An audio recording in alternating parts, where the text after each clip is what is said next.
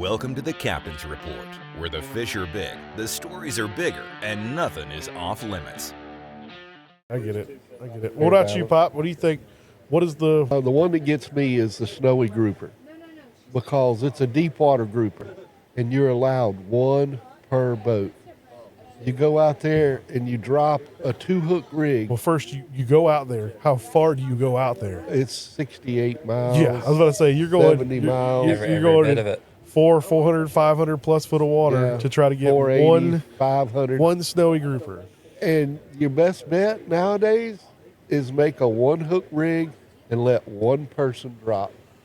Because if you send down a 2-hook rig, you're going to catch two snowies, and you've pulled that other fish up so far. And you barotraumaed them. Yes. Is that what it's called? Barotrauma? That's outside my pay grade. I mean, that is a big difference in depth of water. So, But there's so many of them. And I've even talked to council members, and they look at me and they say, "Oh, they'll never change nothing." I said, "Well, you give the recreational guys I was about to say 200 pounds. Give Or you the mean the commercial guys, 200 the pounds? commercial, Yeah, 200 pounds. I said, give the recreational guys 5 or 6 fish. Yeah. So that 2 per person, something like that. yeah, because I don't care what you do, if you will drop and try to catch a gray tile, I think it's called actually a blue line tile. Blue line tile Or golden tile, you're going to accidentally catch a snowy. Yeah. And the snowies have come back so good out there in the deep water and all. That's another thing I was about to say. How do you think that it's just because they don't have sufficient data? They don't have sufficient data. And it's because they have a formula that they have to use for the fish. The data plugs in for the formula, and then the formula tells them. And never change the data over. No. Well, and it's a time that they need to change the formula too on it. Well, what about too? I mean, if you're fishing for snowies in the same area, you're also catching yellow edges, which is 3 per person. Oh, that's right. I was fixing to go to that, and they're more rare than the snowies. 100%. Flip them again. Another one that needs to be flipped.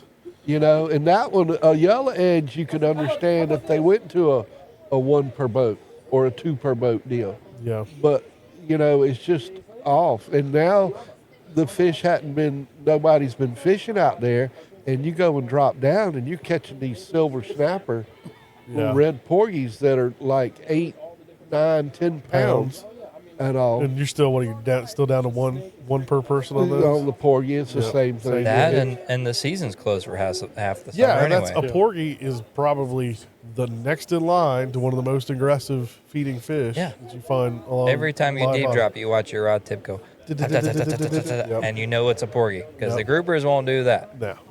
And there's still loads of them out there. They're just guys aren't fishing for them, so therefore those numbers don't get turned in on the data. I will say one thing about the data and the calculating and stuff. There's so many variables that I don't think that they've put enough thought into. They look at each one individually and they forget about how fish coexist with each other. You have somebody trying to regulate an industry that's not in the industry. That's not going out there and actually seeing what's going on. And that's the hardest thing. They're sitting behind a desk, they're looking at numbers, and that's all they can go by is what numbers are given to them. And that's the sad thing. Yeah. Well, what about you, Cap Caleb? What was your thought on regulation? One that I disagree with is what we have for our flounder regulations in South Carolina. Yeah. Right now, we're at 10 fish per boat if you have more than one person on the boat. And it has to be a 16-inch fish or better.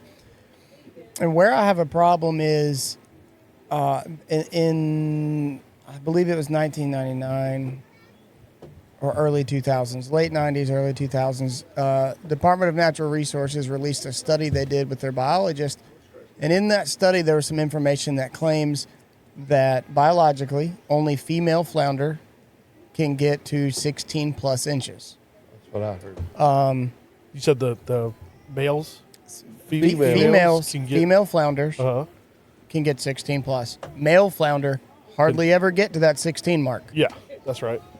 So where I have an issue is now that they've pushed it to 16 as a keeper, we're just killing all the females.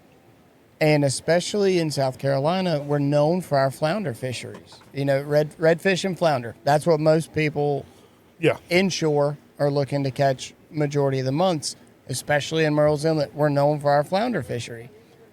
So day in and day out, the keepers we do catch are females. According to their study, we're assuming that's correct, it's claiming that females get 16 plus, males don't get to 16. So if that's the case, killing all the females, all the males are, you know, those 15 and unders.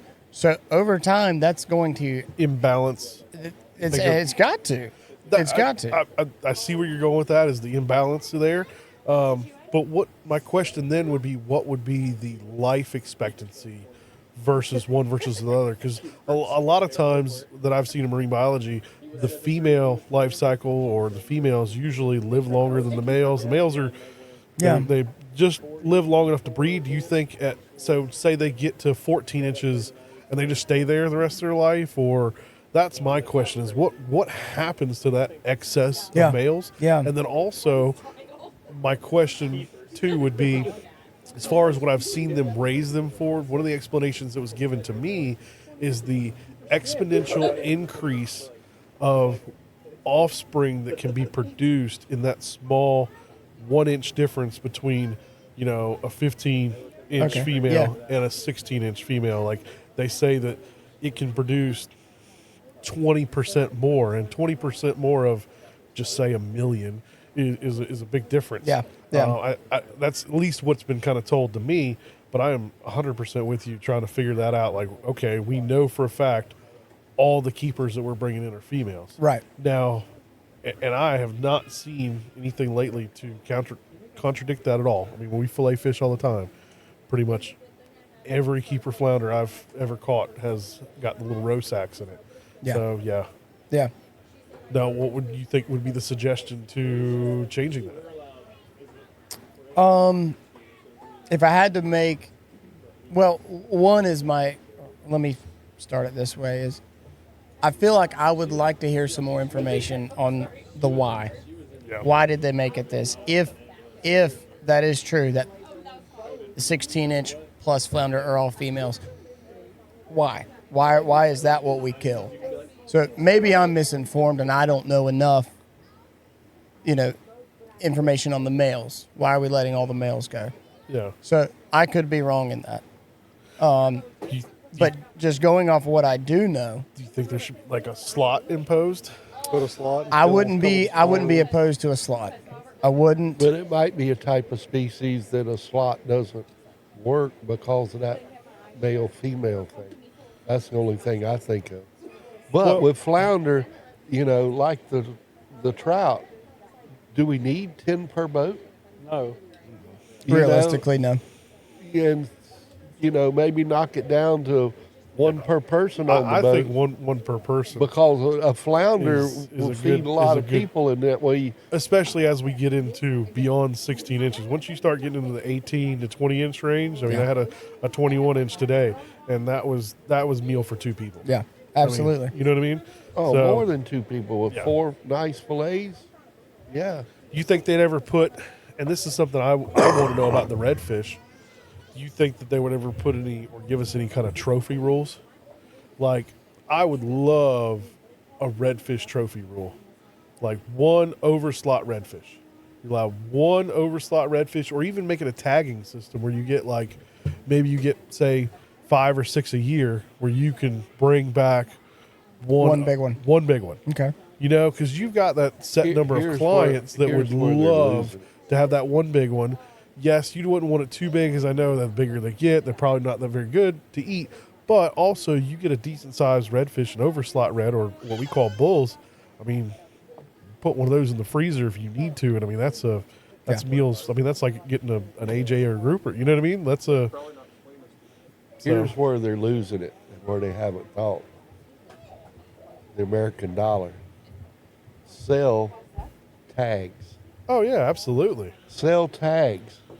You know, could have done that on a red snapper, and they could kill it every year. Oh, yes. exactly. Easily. Think about the money it would bring into DNR if you put, you know, yeah, you can keep a redfish. It's $40 per tag. Yeah. You know, yeah, you'd have some rich people saying I can buy, but you can only, you know, they can Limited only to person, one per year or 2 per year. That's it. you know, But every one of them's going to buy them that are going out there. yeah, and think of the money that it would generate for them to put in, you know, their system for checking. You know, Yeah, I like the tagging idea. I think there's a lot of problems with tagging. We've seen it with like the deer tagging and stuff where, you know, what are the rules, not tagging them as soon as they come in, that kind of stuff. But I think it's a good idea. And I don't want to hit on this too much, but I do think that the data system is flawed. I don't think they have the ability to get the data. they will tell you it's flawed. I mean, that's the problem. Is that it's flawed, and I don't personally have a good solution for it. Right. Because they've cracked down on us with charter data, and looking at, and we've been at these little meetings, and Joe about fell out of his chair when he looked at the number of reports that they got for, say, last year, and just thinking about how many days we ran compared to everybody else. Yeah. And that's just, the number was so low, it was ridiculous. And I get it, but there's no incentive to help us. They're using a broken system. You know, they don't make it easy enough on us to get the data that they want. There's all this frivolous information that's needed. Yeah. It's so, you know. And why they won't come to us and say, look, you know, like I've been established in the industry for so long. Well, that's the thing, and we've voiced, you know, we've voiced our opinion on it. Have them but come they don't change it. And, you know, talk with us and say what would work for y'all and help the conservation. They'd probably be surprised. We would probably regulate ourselves more than they would want to. Yeah, and I don't know. Those are a lot of good regulations to change, I think. Maybe somebody out there is listening to us, and we're the one little drop in the bucket that spills it over, but I don't know. Pretty good ideas, guys. Thanks for watching, guys. If you like this clip, make sure to like and subscribe, and check out our full episodes. Link in the description below. Thanks for watching. Tight lines, and we'll see you on the water.